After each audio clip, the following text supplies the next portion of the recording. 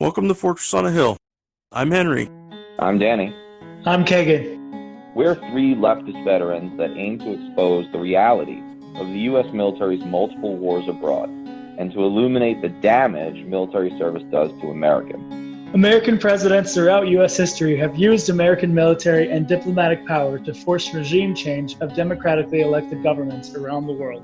Most veterans come from families vested in prior service, and American generals choose their own, ensuring diversity of thought never interferes with American warmongering. How can we stand by and do nothing while our military kills and destroys lives the world over, while telling Americans that all this death and destruction protects them from terrorists when nothing could be more false? Fortress on a Hill aims to change that.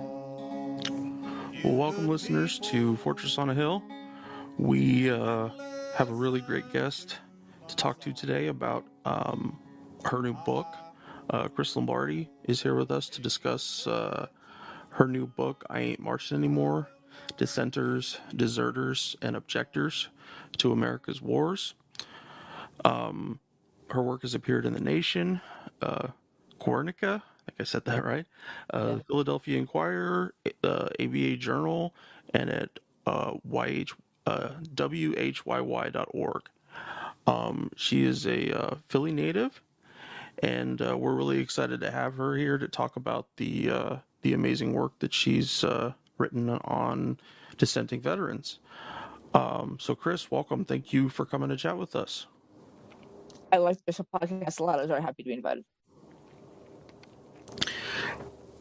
To start off, we do talk to a lot of dissenting veterans on this podcast, and everybody has a unique journey, a unique tale, so to speak, of their movement towards becoming a dissenting veteran. I was wondering, could you please give the listeners a glimpse into your history as a veteran dissenter, how your journey began? Well, start that I'm not actually a veteran. I got into this because I was a liberal kid who was hired to edit a magazine called Central Committee for Conscientious Objectors in 1995, and I thought it was just going to be, doing this magazine. It'd be cool, but it's that was the birth of the GI Rights Hotline, and suddenly I'm talking to soldiers every day, and learning that people who had joined the military were like me. They only wanted to sort of be part of something bigger, and then they figured something else out. And that was my life for a long time. I helped some women organize something early organization on behalf of survivors of military sexual assault. I kind of coordinated the GI Rights Hotline for a while, and then when I went back east to rediscover myself as a writer, I never forgot about this, and ended up at Columbia University Graduate School of Journalism, where this guy runs a book seminar. And I said I wanted to write a book about the GI Rights Hotline. So it'd be interesting to have, on one side you've got all these like liberals and clerics and stuff, and then the other side somebody at Port Benning who's just trying to figure out what to do. And my professor, because this was 2005, which was the year after John Kerry did become president, he said, "Why don't you write a narrative history of soldiers who dissent?" I was like, okay. And that's what has taken me 15 years. But I'm in the veteran space a lot. I'm one of these people that if someone's a dissenting veteran, I trust them more than anybody else. Because I've believed since 1995 that if we're going to have progressive social change in this country, it's going to be led by anti-war progressive veterans. Well, the fact that you're someone who supports anti-war veterans and loves talking to them while not having served yourself, to me, makes it all the more powerful. We talk on the podcast often about that all of the realities that we understand about being dissenting veterans don't require us to be veterans to understand them. And so, you fit into a very specific but powerful group of people that, like somebody like Scott Horton, who he's didn't serve either, but he is immensely passionate about all these issues. And so in a lot of ways that makes you, I would say, more valuable in this particular space, because you do make those connections and you didn't have the personal ones that we did through So I don't mean personal, but in terms of military Yeah. service, those particular ones. So, tell us, how did your journey begin to write this, and what was your ultimate goal with creating it? Because I was doing it for such a long time, I got to know a lot of people and kind of promised them this. So it was never an option not to not publish this book. And my goal was for people to understand that there is this progressive veteran space. And now you're talking about, as you say, Danny, patriotic people and a noble tradition that needs to be acknowledged and is not. What I did not expect is that I found instances of it starting in 1777. So it turns out, how do you say, naturally becomes also a journey about people who were hired to enforce things. What they were enforcing was the disposition of American Indians. And the slavery, and then trying to cast the journey of that veterans and soldiers have been very upfront trying to change things.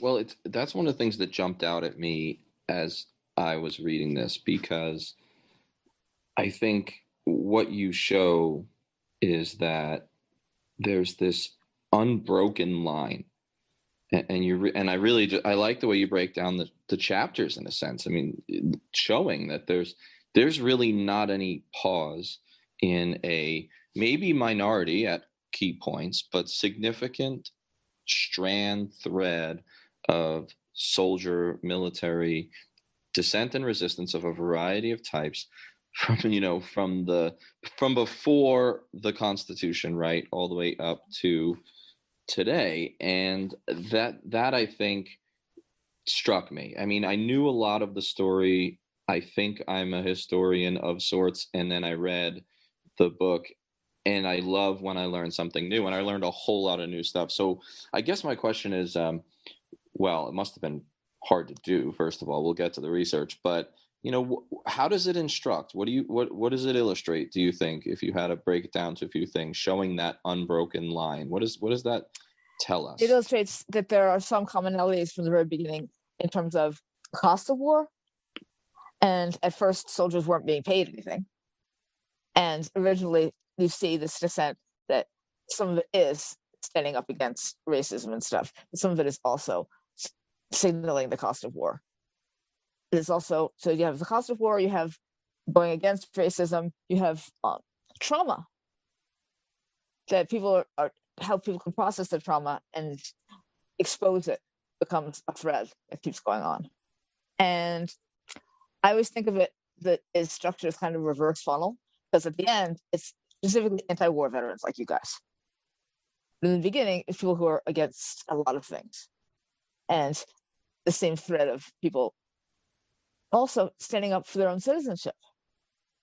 And I'm a Gonzo historian like you, Henry. I only studied history as an undergraduate, but it took me a while to understand that citizenship is such a big deal. I mean, in fact, that sounds bizarre, but you know what I mean?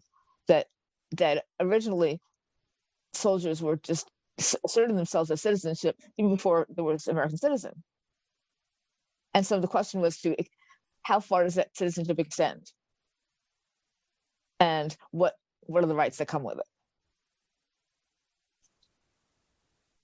Well, I think that this idea of contested citizenship does jump out a bit in the work, and is something that is somewhat rarely discussed. I mean, there's this assumption that living within the boundaries of the republic or the colonies or the nation provides this, but I think the dissent does demonstrate that it has in fact been contested from the start. And so, I'm geeky, and I like the history that's sort of forgotten. But there were two things that I used to teach at West Point, and I think I was the only one who really focused on it among the people who taught the 101. and they're really illuminated pretty well in your book. But there's the Continental Army sort of resistance, mutinies, Washington's varied responses, kind of letting it go and then shooting some, executing soldiers. And then there's, right after the war, this sort of the Shays Rebellion story. And it's not just because we share a first name. I love Shays Rebellion. I love Daniel Shays. He's like one of my historical muses for any flaws he might have. But I guess my question is, what you've said it for a little bit in terms of the thread, but in this country, which frankly, if it has a religion beyond the apocalypticism that also runs through us, there's a certain religiosity and sanitization, canonization of the founders, capital F, and yet I think the Continental Army mutinies, Shays Rebellion, that veteran of the war, what's the, what does that tell us about our foundations? And if the foundation, and based on that, how do we run that forward? Well, Shays was, remember at the beginning of the Republic, only property owners practically could vote, and that had any power at all. And he was the Shays Rebellion is veteran saying, no, we fought for this land, and we have, that earns us something. And I'm doing the Italian thing. I'm sort of waving my hands around. You can't see it. It says that social change comes when people organize. And I want someone to make a movie about Daniel Shays. And at the moment when he sells his goddamn Lafayette sword because he can't pay his bills. And then what's going on between all those veterans, some of whom are going in and out of debtor's prison, saying this is not right. And what happened there, of course, was the Constitutional Convention, that we have to lock this down in our way to prevent all this happening again. But it still changed the way people thought about what happened next.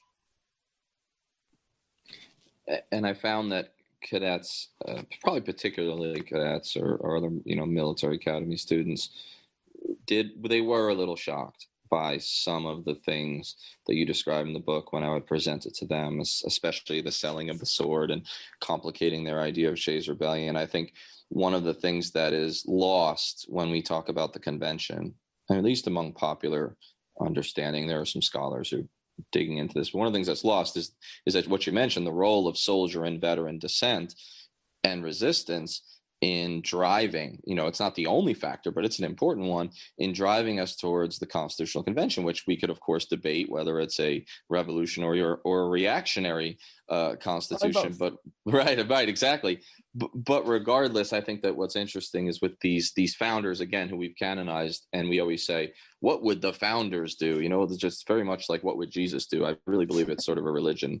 It's a deification of the ancestors. We really got to look into its Eastern origins, but nevertheless, and I'm kidding, but we always say, or folks always say, especially on the right, but not only, oh, what would the founders think of this? And of course, I always say, but of course, the founders didn't agree on anything. And one of the things is when it came to this veteran resistance, when it came to some of the soldier resistance during the war that you bring out and after, it divides the founders straight down the middle, or at least it divides a lot of them, so that you've got people like Jefferson and Washington taking separate stands on Shays Rebellion, but also others. And so I guess, do you see a link between the divisions in the founders about dissent, about their military and what its role should be, and the way founders have been used moving forward? As a big fan of Hamilton, I've thought a lot about this. And in the most recent horrifying justice getting appointed, a lot about this originalism, that this idea that the founders were all we need to do is talk about what they wrote, and we don't have to believe anything else. And it's kind of the opposite of the original sort of John Lockean principles on which they originally founded the country. And there's a tension between believing in the rights of the citizen and believing in what the interest of the property owner. And the one where I don't say much in the book, but I think it's underneath, you can tell I'm critical of the capitalism that was also at the founding. And that's a lot of the issues, especially in early republic, that you saw was around that.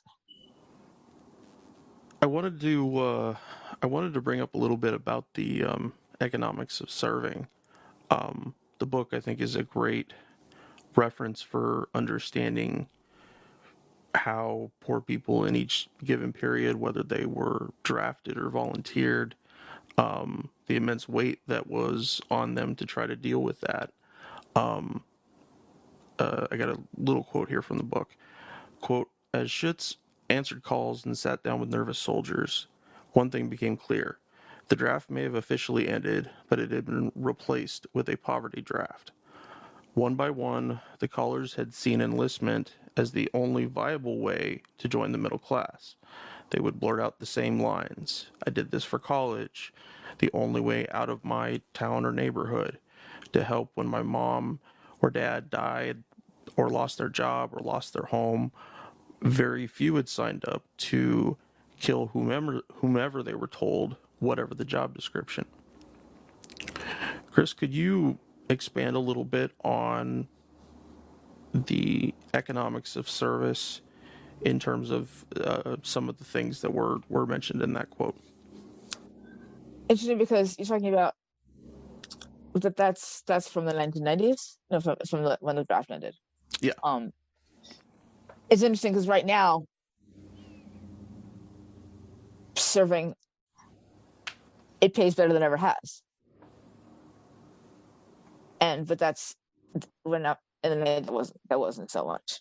But economics of making a choice and trying to find a universe that works for you, and suddenly that you're told that your college is going to be paid for, you're going to have health insurance, going to have all this taken care of.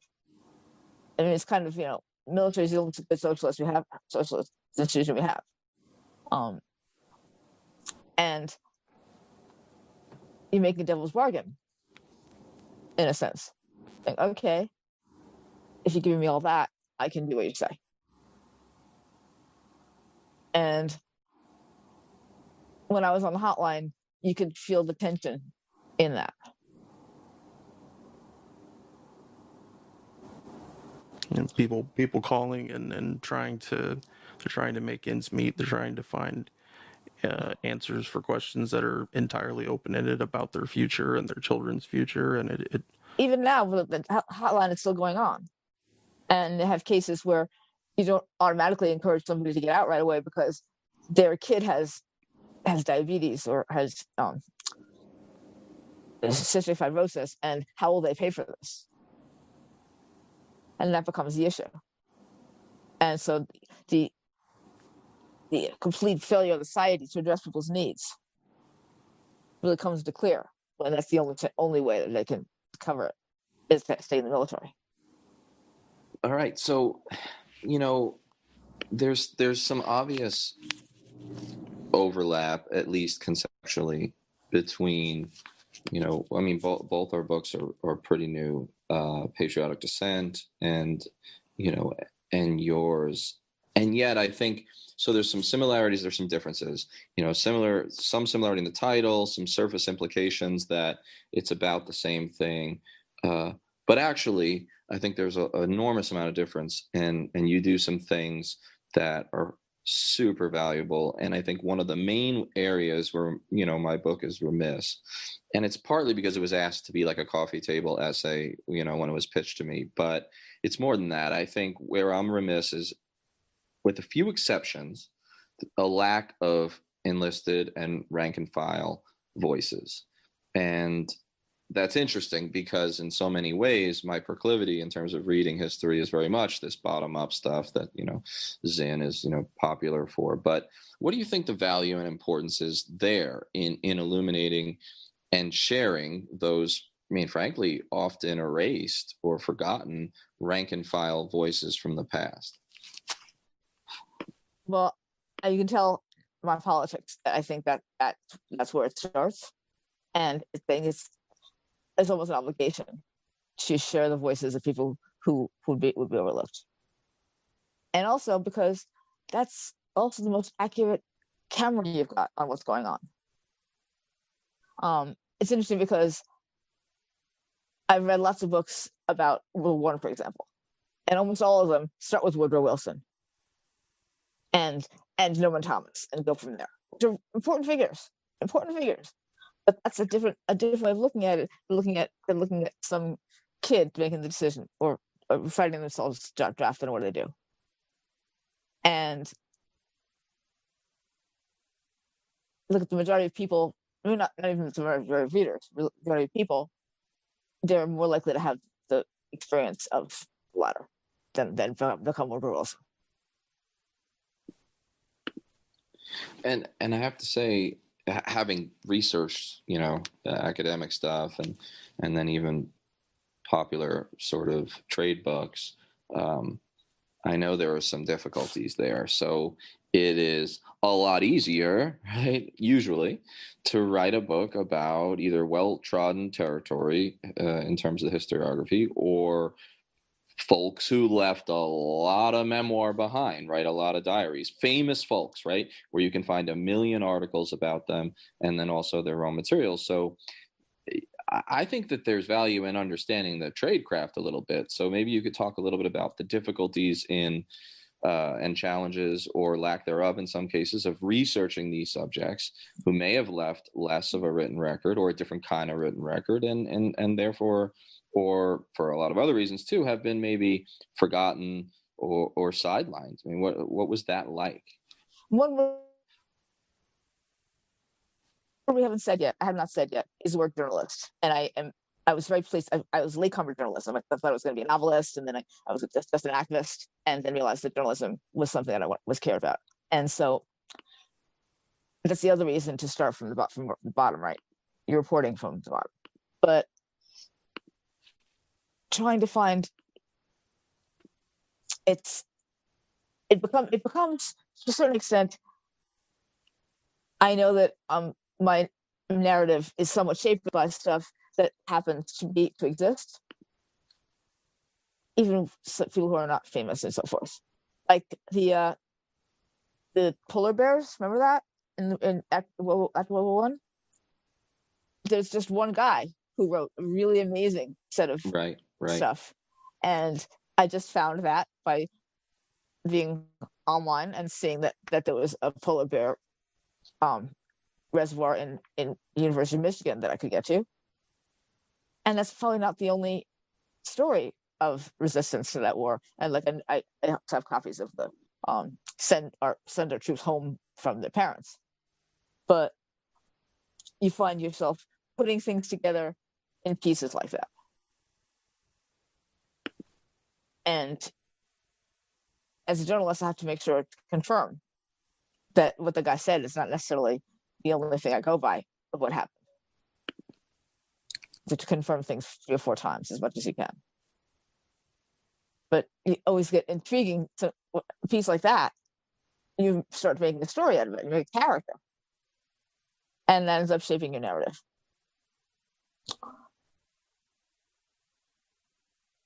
Or William Apess, the Native American, African American kid who joined the military because he was broke during the War of 1812. And because he published some books and then later become an activist minister, then you get more of a picture of what those years were like for young soldiers of color.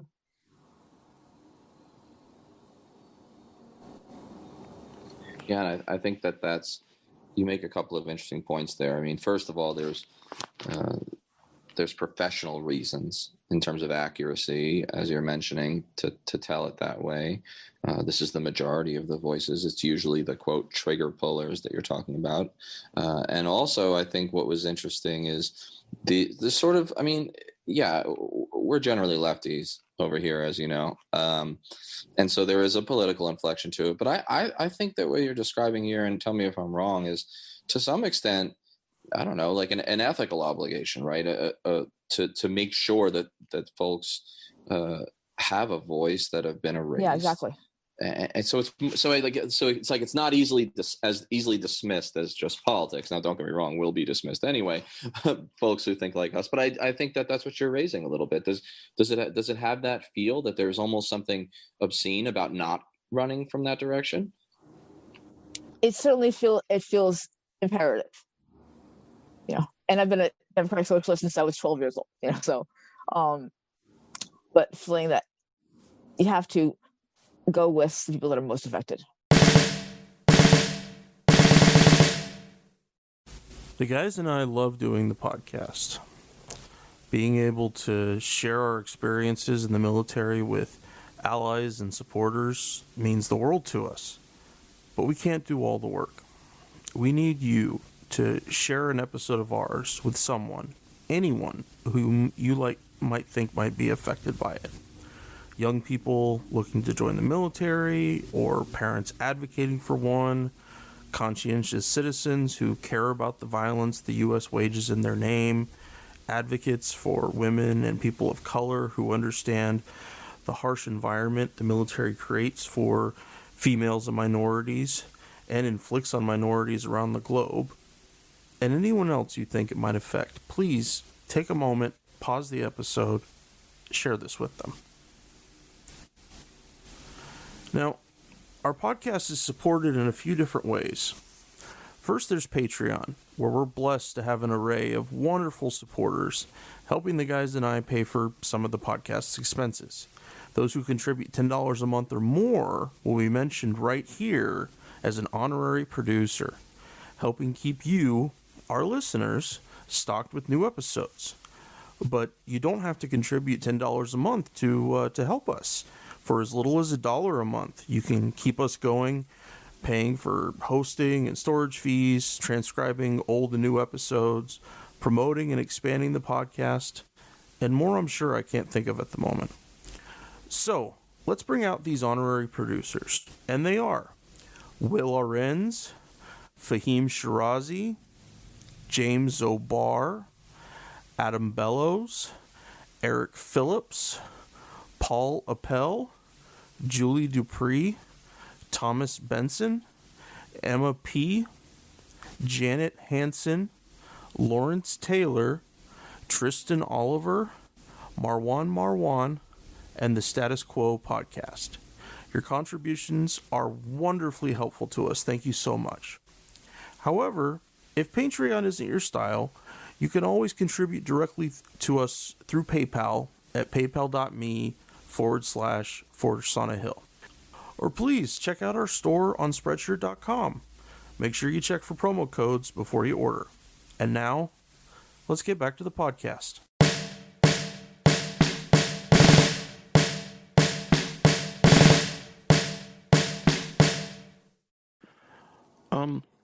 I'd like to take a minute and talk about a dissenter whom I don't believe we've ever really discussed in detail on the podcast.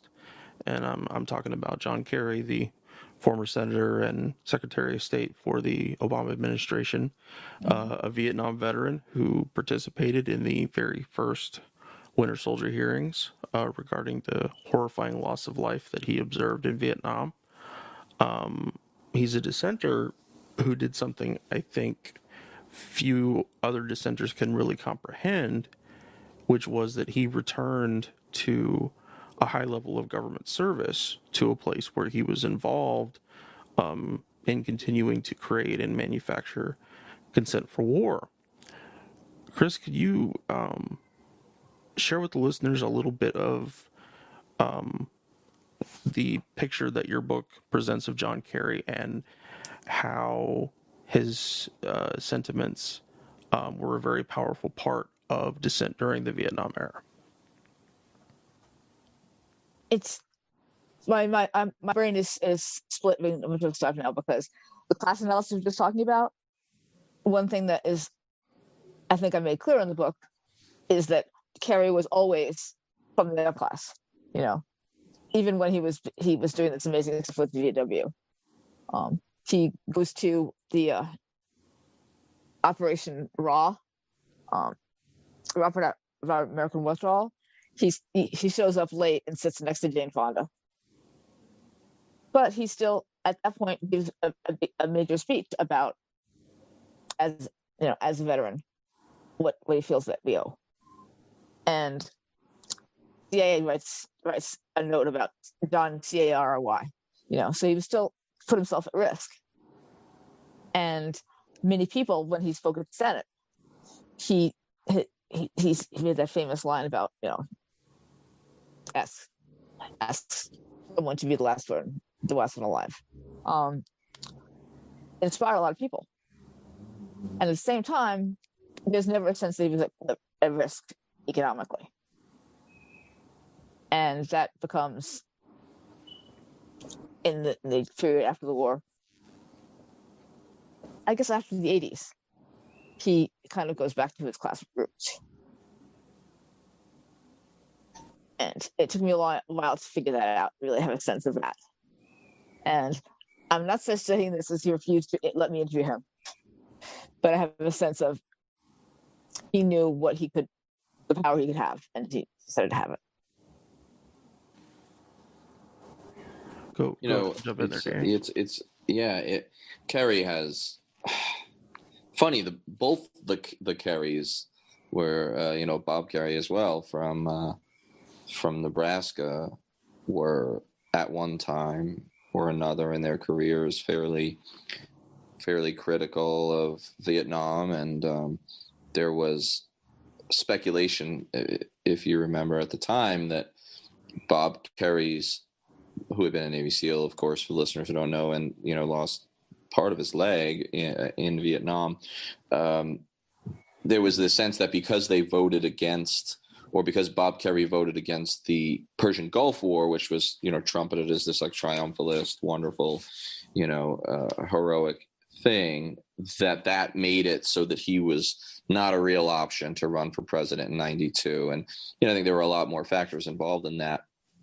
Do you think that I think there is a class aspect that is not talked about enough, and you brought that up really well just a second ago.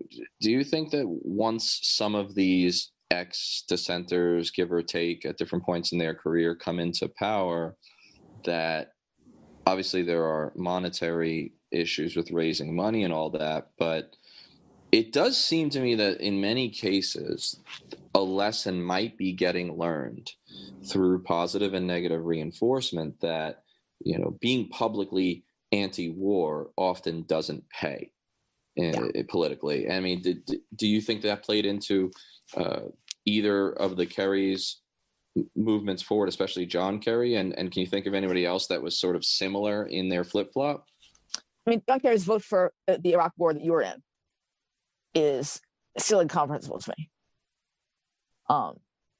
But then again, only so few votes against that. The post 9/11 environment was so weird. But I mean, I can't claim to know what's in everybody's head after 9/11 who feels that they really have to be afraid of the Iraq war. But the economic stuff that we were just talking about, I don't think it's an explicit thing, but I think that it makes it easier for them to backtrack.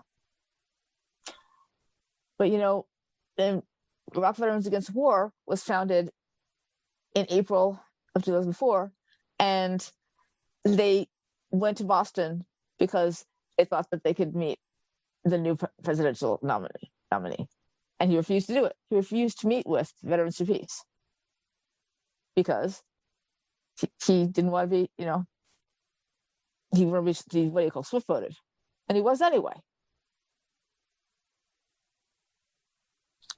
It's maddening because I feel like And I get yelled at a lot for being hard on Democrats, and there's like a theory that I'm like a secret MAGA enthusiast or like a fifth column for the Trumpsters, which is like ridiculous. But do you ever get, I mean, I'm just way off script right here, but like, it's so maddening when you describe that every single time I hear it, that, you know, Kerry's sort of waffling and hedging and just weakness in that moment, right? That is just a pivotal moment that's been forgotten, and that's like an unforgivable thing to me. But as you mentioned, they swift voted him anyway. I mean, if I was advising, which would never happen, they would never allow that, but if I was advising Democratic candidates or figures, I would say, do whatever you feel, whatever is in your heart, and don't try to hedge or strategize, because you're triangulate. Yeah, it's not going to save you.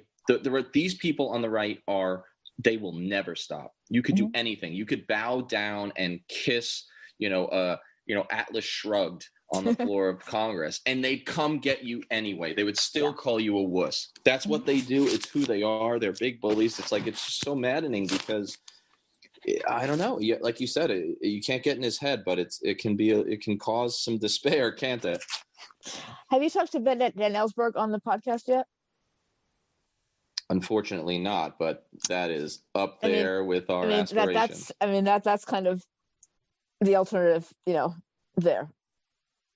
Someone who had power. He was, he was carrying over the telegram about the Tonkin, and he moved back from that.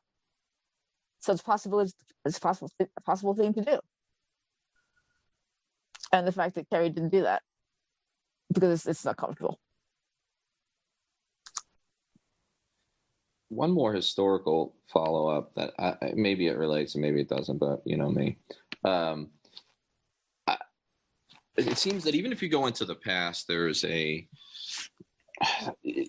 didn't want to get swift voted, and I think people don't want to be associated with anti-war dissenters, especially if war is popular, or especially ever in some ways, as we've sort of fetishized the military for fear of support for war equates to support for troops, and the inversion of that. But I mean, I can't help but wonder if it runs to the past, and maybe I speculate too much and I draw too many parallels, but I was in your neck of the woods on Monday in Westchester at the grave of Smedley Butler, giving a speech about the 19th anniversary of, the war in Afghanistan. And now this was a libertarian / populist Republican vaguely organization, and I'm the lefty that's there, and it's a joke.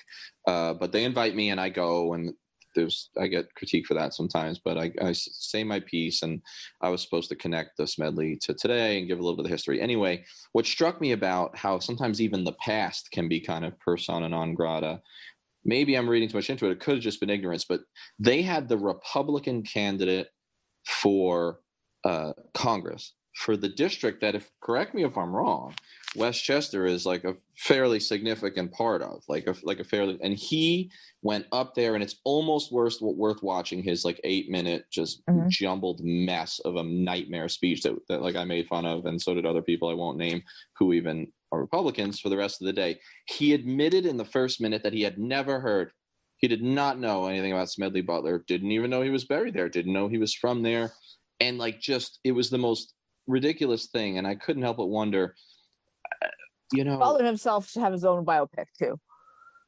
Oh my God, right?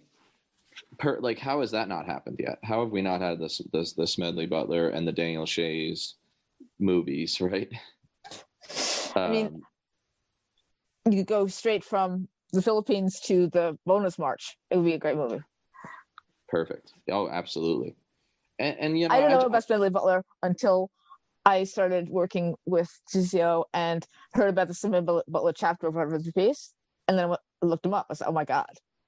So he's been very, very hurt. That's interesting too, because that makes me wonder, though. It is the sort of he should be the proudest son of Westchester in a lot of ways. I mean, I was looking at some of the public buildings as I was walking around, and he's just one example. And yeah, he was pretty prominent. But I mean, do you think that the erasure? Yes, yes. Do you think the erasure is, I don't know, is it of even these most prominent ones, is it purposeful or is it something else? I mean, and not just him, but in general, these stories you're telling, especially at the grassroots, which is your real focus. I mean, these are not well known past, and if we don't know that past, then we don't see the thread to the future and understand that we're in good company and maybe we still need this.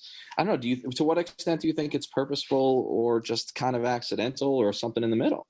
I think that Butler is not an easy figure because he was an active bad guy, so to speak, in the Philippines and so forth. So the past people don't want to deal with him, and then socialists don't know have not figured out what to do with him, except for you and what's his name, Spencer Rapone. I got Spencer to write an article. I edited a magazine. I also work on the magazine of Democratic Socialist America, and they let me guest edit an issue for the summer of 2019. And I asked Spencer Rapone to write an article for me about Medley Butler, who you and he must have talked at the West Point Connection. Right. And he voted for, I believe, socialist candidate in 36, right? Is that correct? Yeah, he did. Yeah, fascinating guy. But yeah, no, I think it's interesting to see.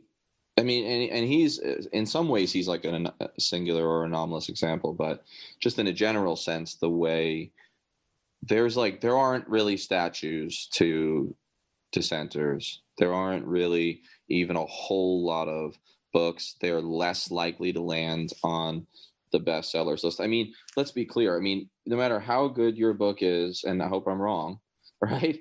But for all of our sakes, including yours, there will probably be 7 more biographies of founding fathers or Civil War figures before there's ever, right, work done on some of these folks that makes it to, the polite pages. The only biography of Butler I found was this thing called Maverick Marine, and it's a good book.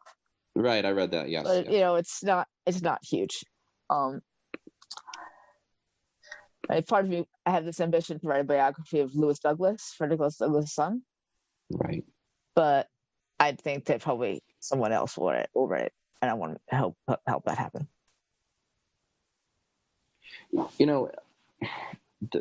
The next thing I want to ask you about is the draft. And you may have seen some of my stuff on it. I waffle on that a little bit because I'm actually of two minds about it.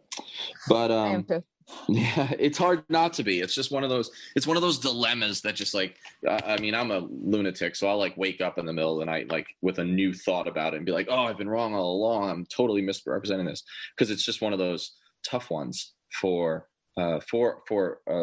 someone who's progressive, for someone who's anti-war. It's a challenge. We have to grapple with it. But I think I want to know what your take in your research and as you've been active in this movement, even contemporary, what role you think the lack of a draft has played, if at all, in presumably or really decreasing either the actual dissent, right, within the military and to some extent veteran community, but also the way the public sort of views the ones that do, whether it's Chelsea Manning or one of the few. It's hard to figure. Actually, privileged people did not have their families at risk ever. So there's this sense that everybody has that we all had skin in the game, but actually, middle class and upper class people in general did not have skin in the game. The only people who from that class who fought any of these wars did so because they wanted to.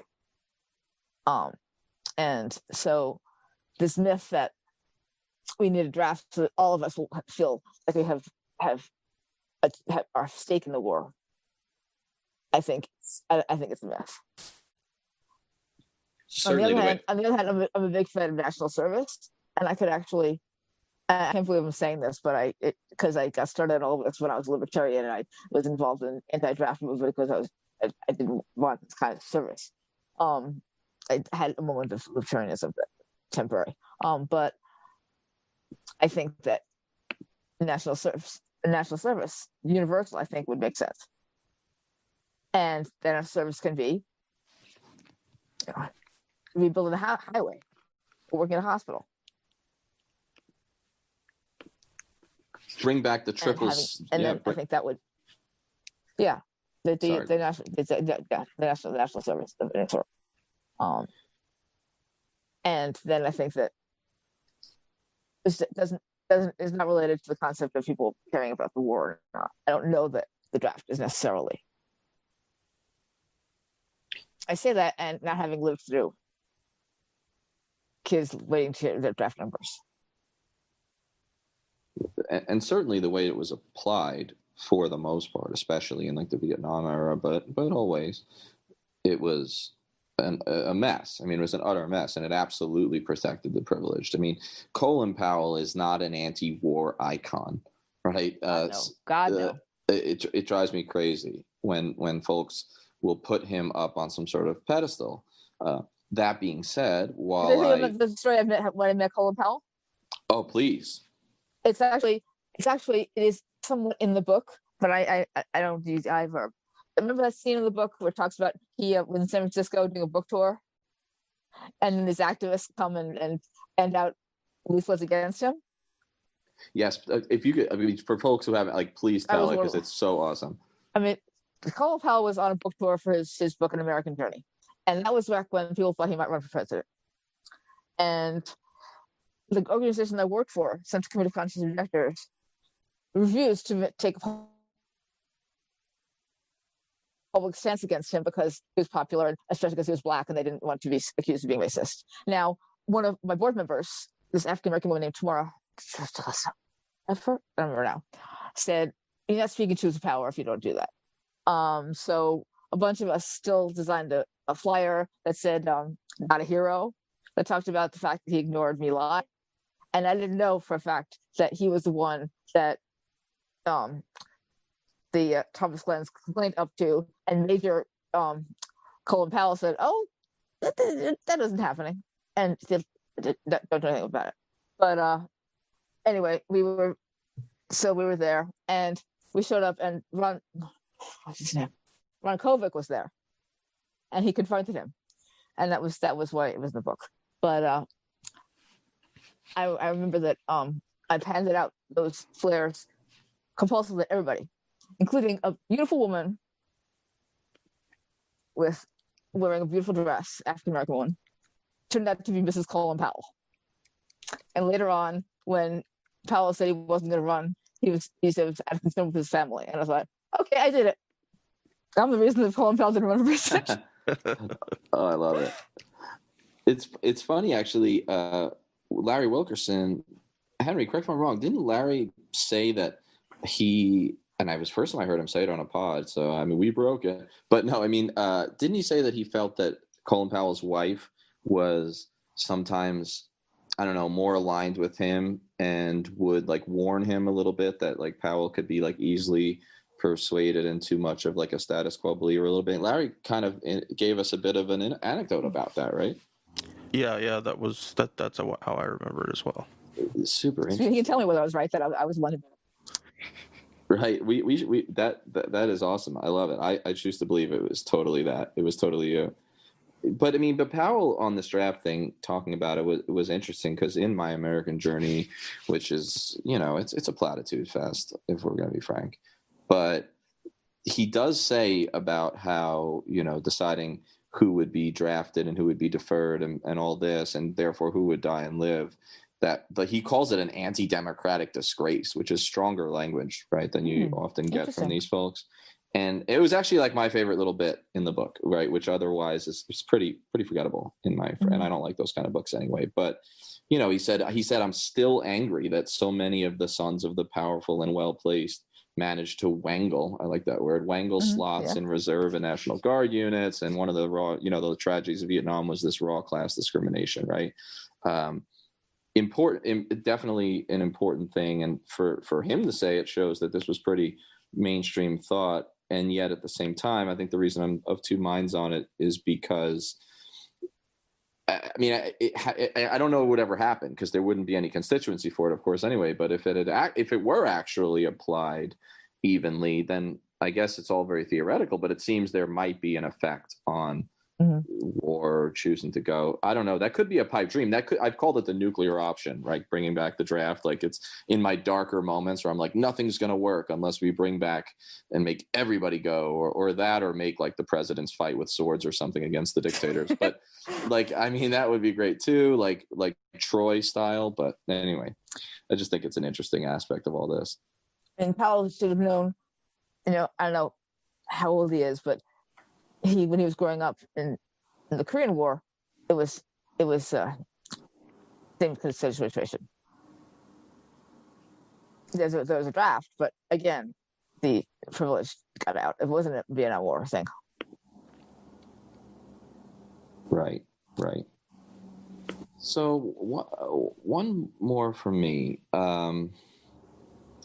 And I think, I guess it sounds a little cliche since I wrote a book with the name Patriotism in it, but I think it's important. Inevitably, you may not get it directly, although in the social media troll days, I'm sure you will.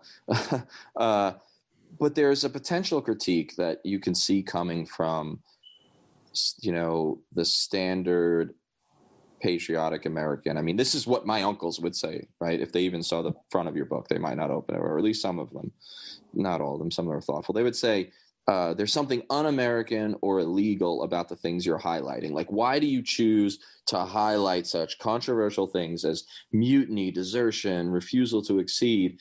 That I think there is an element that just thinks that like, it's one thing to talk about maybe writing an op-ed as a dissenter, but like a mutiny or going AWOL or all that. So I guess why did you choose anyway? I mean, or maybe because, why did you choose to highlight that, and how does it complicate, redefine, or whatever our notions of patriotism to lay these stories out?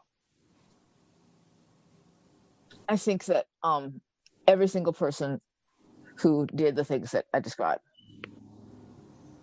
not every single person, most, had a sense of believing in the country and were acting according to those principles. And it makes sense to highlight people who are believing something that's important. I mean, the guys who would not cross the border into Canada because the country is only 50 years old, but damn, it's not a country that does that. I'd like to switch gears here a little bit and talk about environmental exposures. Researching and understanding all the different ways across different eras that those exposures have caused very real diseases and pain is a very fundamental part of my dissent's foundation. And this is not an all-inclusive list, but it was what I was thinking of offhand. In Vietnam, it was Agent Orange. In the first Gulf War, it moved on to depleted uranium and burning oil wells. In Operation Iraqi Freedom, it was burning garbage. And while I have great sympathy for vets like me whose lives were exponentially changed by these exposures, these days my real concern is for the lives of Vietnamese citizens who were poisoned by Agent Orange, Iraqi citizens killed or sickened by depleted uranium, burning garbage, the Yemeni citizens attempting to survive in the world's largest cholera outbreak from damaged sewage infrastructure, Pakistani kids tormented by the sounds of drones overhead, which usually ends up manifesting itself as PTSD, while not a specific environmental disease in the medical sense, is very much caused by environmental exposures. The many foreign victims of American empire whose wounds and diseases become multi-generational and are carried from parents to children, including birth defects and lifelong debilitating illnesses. Chris, can you tell us a bit about what you perceived after studying all of that and the many mentions in your book. How did you experience going through these kind of stories, and what did you bring out of it? I'm thinking most first about the fact that anti-war veterans are right now working with survivors in other countries in really exciting ways, and I had never in the book talk about that much. But thinking about Susan Schnall, who's in the book for her anti-Vietnam War activism, has spent years working with Agent Orange victims in both countries. I think that what's fascinating about this is kind of where the scars of war are so tangible, and I feel terrible that you guys have to live through it, and the way that's how you have to manifest it. But we're seeing the cost of war in the most literal way possible. Or the verdict, if we were to call it one verdict, is still very much out on the entirety of ways that people who served in combat zones and the civilians lived through them. Like recent research about blast pressure and concussions just caused by being near machine gun fire, or even if you were the gunner firing the machine gun, that we still have such little understanding of this. It's interesting because I haven't thought about that much, and I would like to hear more about it. There's just so much, there's just so many things, and I think for me is that we want to see these places, these people that we brought war, that our country brought war to. We want to see them be able to take steps back and find some way to mitigate the damage from generation to generation. And after reparations, basically. Say that again. Reparations, basically. Essentially, absolutely. But that that at what point do future generations is it able to stop? And the reality is that it doesn't. That it is carried on, and that we have too much of a mentality that the troops go home and we're done with the war. We wash our hands of it, and we and then after a while we know that vets are getting sick, and then we study their illnesses, and when then the VA denies it, and then after many years the VA stops denying it because the evidence becomes irrefutable. And what I think is the next biggest step our country needs to take, and is trying to acknowledge that, is trying to do real reparations work in the places we've been. And of course, how that war never stays, the damage of war never stays centralized. Refugees moving into other countries and things like that. That if we're to really grab hold of our own humanity in terms of causing war, that means we have to acknowledge their humanity as much as we acknowledge our own. And I found that narrative through your book very, very powerful. Thank you. Well, I think that's a really good place. Can we mention the launch first? One last thing. Oh, sure, go ahead. On November 10th, which is the day before Veterans Day, there's going to be a book launch where I'm going to be having a conversation with Adam Hochschild, who wrote that book about World War I, To End All Wars, and King Leopold's Ghost. And when I first met him, just when I was starting the book, I asked him for tips about it. He's always been a big booster of the book. So we're going to be talking about writing about war and narrative nonfiction. And I thought that people who were interested in this topic might be interested. And I will send you the link to it. And if you want to put that on the podcast page, that would be great. Absolutely. I will make sure. If you want, people who are listening want to go to, just search for my name and the book and Adam Hochschild, or would you go to Eventbrite? Eventbrite, I ain't marching anymore. Okay. And that's what it is. Yeah, I'll make sure to link that in the show notes so that people have a chance to go, and I will also promote that on social media. I'll try to come watch as well. It'll be great. So before we close out here today, will you tell the readers where they can find your additional work, Democratic Left and such? And I edit a magazine at Democratic Socialist America, DSAUSA.org. But I also, you search under my name, you'll see stuff from The Nation and especially from Guernica. And also ain'tmarching.net. Go to ain'tmarching.net. And if you want to know about my other stuff, there's selected articles. And that's, you can find it. And that has my blog about the book and about all the issues that we're talking about. Ain'tmarching.net, that's the easiest part. All right, I'll make sure all that stuff makes it into the show notes. And just before we close out here, do you know what your next project is going to be? What you're gonna continue working on into the future? Well, I was asked to co-write a chapter for a book called The Oxford Handbook of Peace History. One of those textbook industrial complex books that we can afford to buy. Mm-hmm. But I said yes, of course, and I started to look into conscientious objection around the world. And I realized it's not an international version of my book, and I might try to do a version of the international version. Not one something that takes 20 years, but look at some of the stuff happening overseas. The Israeli resistors and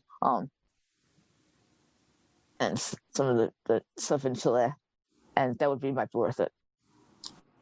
And other than that, I don't know. That sounds great. I'll make a note to keep an eye out for that. Well, Chris, thank you so much for coming to talk to us. Thanks for inviting me. Take care. Absolutely. And thanks everybody for listening today, and we will catch you guys again next time. We're on Twitter at Fortress on a Hill, and also at Facebook.com at Fortress on a Hill. You can find our main blog page and our full collection of episodes at www.fortressonahill.com. iTunes, Stitcher, Google Podcasts, Patreon, Spotify. You name it, almost anywhere you listen, we're already waiting for you. And hey, we're always in the market for more Patreon supporters. Please consider becoming a patron at patreon.com. And if you're not into giving us a monthly payment, think about giving us a couple bucks on PayPal. The link is in the show notes. Skepticism is one's best armor. Never forget it. We'll see you next time. And listen to my song. I hope you'll pay attention. I will not detain